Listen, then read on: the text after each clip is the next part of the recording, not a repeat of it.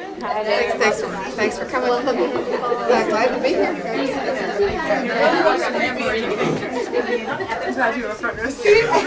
This is the fabric of who we are as a country. I mean, we are still, though sometimes you have to remind Democrats of this, we are still largely a rural country, and we need to make certain that we're paying attention to rural America. So one of the things that distinguishes John, I think, from the other candidates, John has an actual rural agenda.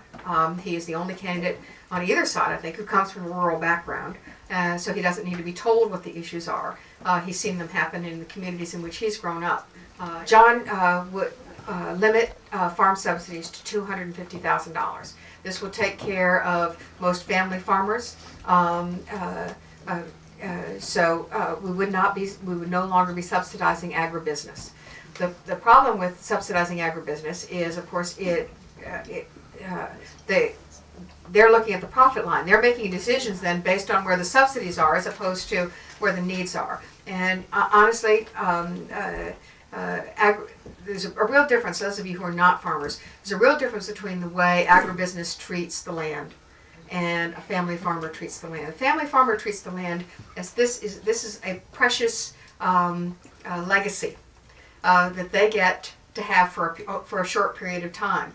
Agribusiness, it's an asset that once it's used up, they can move on to someplace else.